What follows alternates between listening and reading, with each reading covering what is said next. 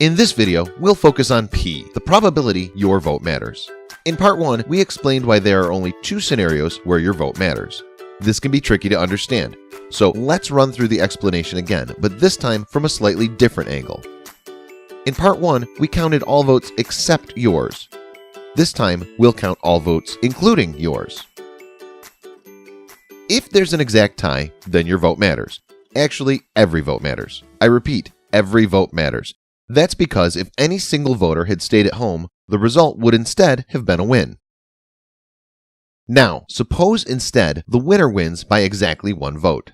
Then every single one of the winner's votes matters. That's because if any one of the winner's voters had stayed at home, the result would instead have been an exact tie. In contrast, none of the loser's votes matters. That's because if any one of the loser's voters had stayed at home, the result would still have been exactly the same. Now, a single vote matters only in these 2 scenarios. In every other scenario, no single vote matters. For example, in the UK's 2017 general election, the constituency of North East Fife was won by exactly 2 votes. Yet even in this incredibly close election, no single vote mattered. That's because if any single voter had stayed at home, the result would still have been exactly the same. Altogether then, your vote matters only in 2 highly unlikely scenarios. And so P, the probability your vote matters, is tiny. How tiny exactly?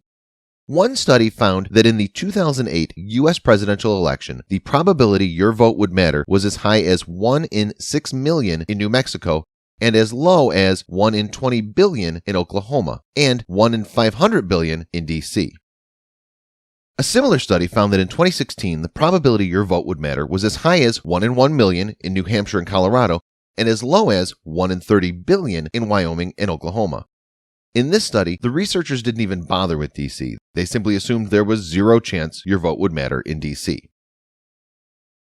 Now, here's a morbid comparison to illustrate how absurdly tiny some of these odds are. The US averages about 1 fatality per 100 million vehicle miles traveled.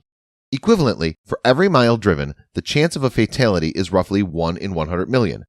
And so in Wyoming or Oklahoma, a voter is 300 times more likely to kill someone while driving a mile to the polling station than to have her vote matter. What? If P is indeed this tiny, then how could voting possibly be rational?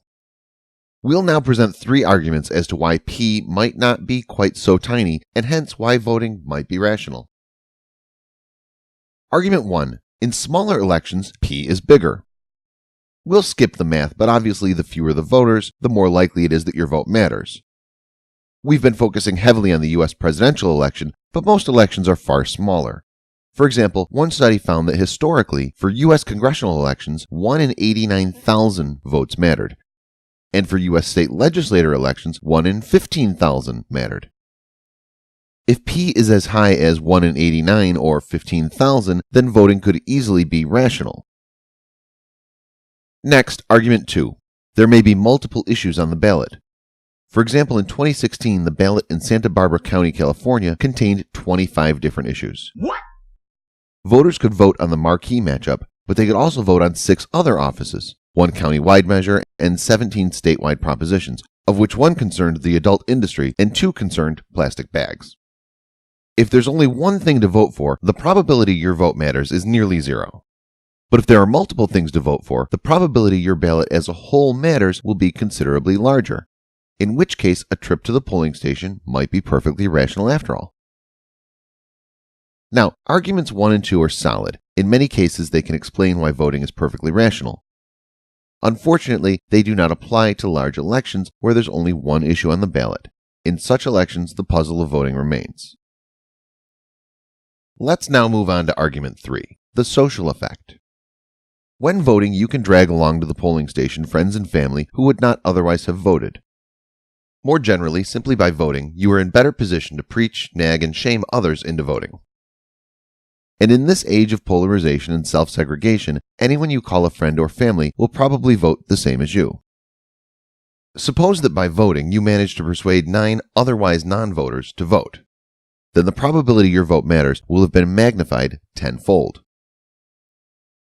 Now, the social effect is real, but probably small. By voting and making a big deal about it, Katy Perry might be able to persuade many thousands of otherwise non-voters to vote. But most people aren't Katy Perry. Most people will have trouble persuading even one otherwise non-voter to vote. And so for most people, the social effect is probably small. So far, we've been assuming that although your vote is unlikely to matter, there are nonetheless two definite scenarios where it matters. This may be true in theory, but in practice, your vote may not matter even in these two scenarios. In practice, vote counting is a messy and inexact affair, which means that whenever the vote is really close, the powers that be may find some excuse to interfere and decide the election to their liking. This was most vividly illustrated in the 2000 US presidential election. For this and more, stay tuned for the next video.